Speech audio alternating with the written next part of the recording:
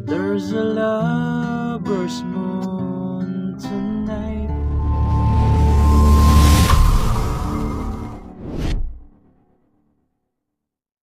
Hello mga ka-idol! So ngayon meron na naman akong ituturo sa inyong napakagandang kanta.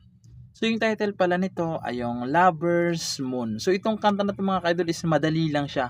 4 chords only. Okay? 4 na chords lang yung tatandaan nyo hanggang matapos na. Pero nagpapalit-palit lang siya ng pwesto. Okay? So kaya hihimayin natin para mas maintindihan nyo, no?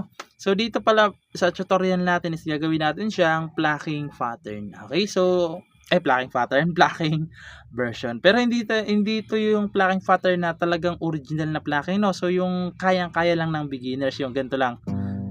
There's a love. So ganun lang siya. Okay? So, dito muna tayo sa plucking. So, yung plucking pattern natin mga ka-idol hanggang matapos na yan ha. So, palitan nyo na lang kung sakaling gusto nyong palitan, no? So, yung plucking pattern natin is ganito lang. 3. Okay? Ay, yung bilang muna ng string pala. Yung bilang ng string is ganito lang.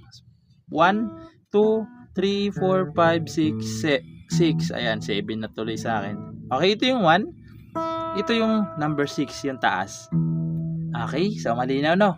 So, yung plucking pattern natin is 3, 2, 1 sabay yung 2, 1 na string. Tapos 3 ulit. Okay? Kada chords, isang beses nyo lang gagawin yan. Okay? So, ulitin ko yung bass. Yung bass tuloy yung plucking. 3, 2, 1, 3. Lilipat ka agad kayo. Okay? So, yung bass naman niya is nakadepende sa chords. Okay? Kung ano yung nakalagay sa number sa taas ng chords, ibig sabihin, yun yung bass nila. Okay? For example, G. May number 6. Ibig sabihin, 6 string muna. Kasi yun yung base niya, number 6. Okay? 6 string muna.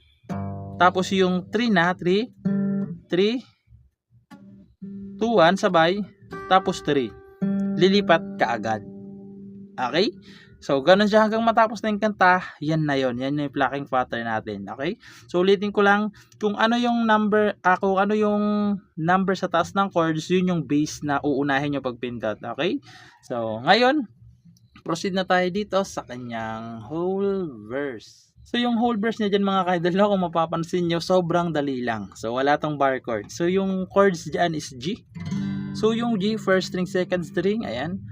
Fifth, tsaka 6. Na may number 6 mga ka-idol, yung G. E minor, may number 6. So, yung E minor, 5th, tsaka 4th string lang naman yan. Tapos C na may number 5. So, yung C, second string, 4th, tsaka 5th. Okay, C na may number 5.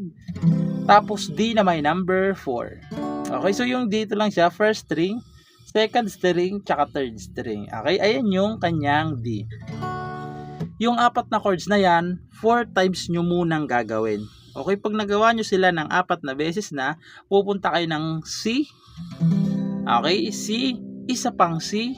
So, dinalawa ko yung C dyan, para dinalawa ko rin yung D.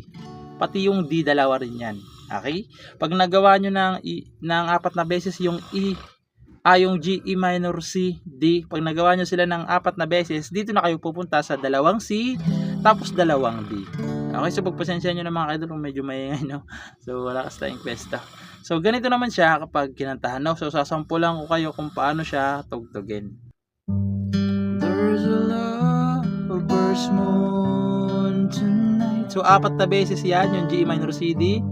Na na na na la na na na na. All the stars are na na. Just like the light when I used to hold her. She's out there somewhere under the lover's moon. Tapos papasok yung instrumental. So yung instrumental mga ka-idol is G lang. G, E minor, C, D. Okay? Yan yung instrumental niya. G, E minor, C, D lang. Tapos papasok yung bridge. Doon sa part ng bridge na Lover's moon won't shine on me. So, sa part ng bridge yun. Okay? So, ngayon, proceed na tayo sa kanyang bridge. So, yung bridge niya naman dito mga ka-idol, kung mapapansin nyo, same lang. So, same lang sila ng verse. So, hiniwalay ko lang kasi yung verse kanina is may tigdadalawang C tsaka D, no? So, dito sa bridge niya is wala na. So, yung chords dyan sa bridge is G, E minor, C, D. 4 na beses nyo gagawin. Okay? So, may mga numbers sa taas ng chords yan, ha? Pati yung kaninang verse, ha? Kasi yun yung magiging bass nyo. Okay? So, inulit lang natin. So, ganito siya sa bridge para mas maintindihan nyo kung paano siya tugtugin. So, ganito siya. So, hindi lang ulit natin masyadong bibigkasin yung lyrics para iwas copyright na. So, ganito siya kapag kinantahan sa bridge. Lover's moon, won't you shine on me? Na na na na na na na na na na na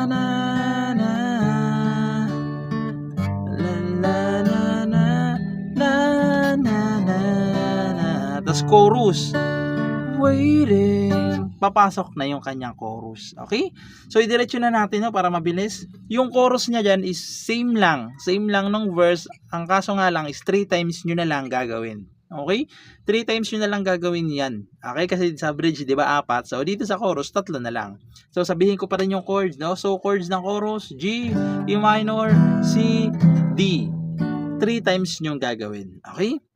So, ganito siya kapag kinantan sa chorus, no? So, ganito. Waiting. 3 beses. I know she's waiting. I know she's waiting for me under the lovers. Tapos instrumental ulit. Moon.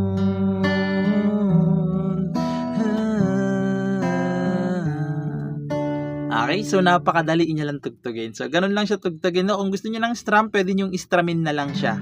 Okay?